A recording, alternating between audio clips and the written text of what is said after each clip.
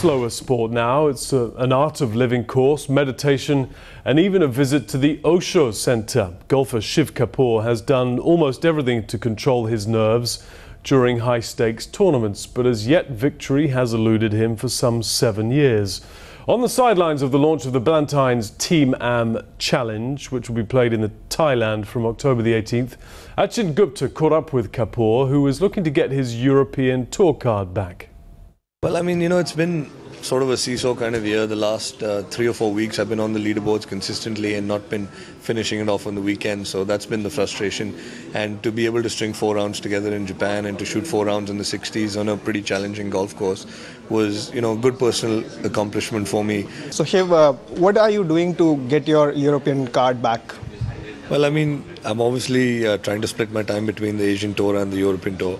I'm going to Scotland next week.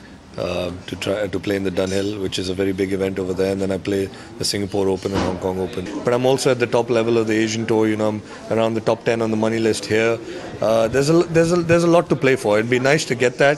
It'd be a bonus, because I've had very limited starts in Europe. I haven't played a full schedule, so if I do get my card back, it will be a bonus. Talking about your whole career in terms of the big win in 2005, but a victory has eluded you for almost 7 years. Does that keep playing on your mind? It does. I mean, I'm not going to say it doesn't. You play the sport to be able to win. I've had my fair share of top 5s and top 10s and a whole bunch of those.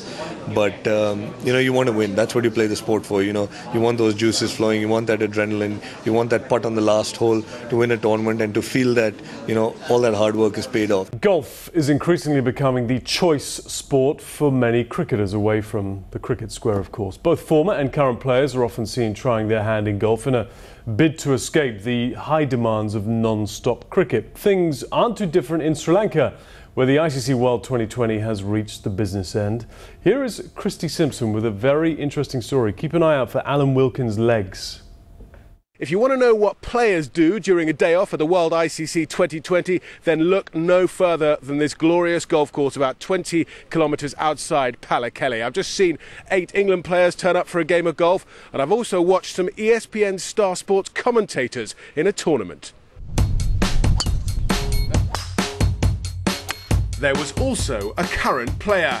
Mahela Jayawardene is a 12 handicapper, and he's addicted to the sport. Yeah, I think it's probably a good way of getting your mind off. A lot of things happening during a tournament like this. Mahela was playing for the golf club against ESPN Star Sports. It was a bad day for the visitors, who only showed flashes of brilliance. David Lloyd blamed the higher clubs. I'll be using it as an excuse. Higher clubs I was very grateful for the higher clubs. I wouldn't use them again. Ian Bishop was paired with Tony Greig with mixed results.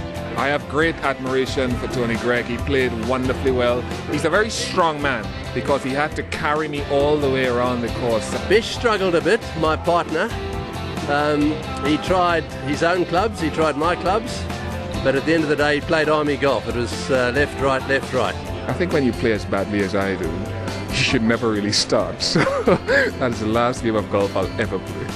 The biggest defeat was suffered by Alan Wilkins and his partner. Nasty question. You just saw we just lost 9 and 7.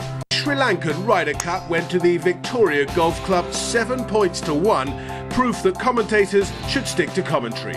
Christy Simpson in Pallekele.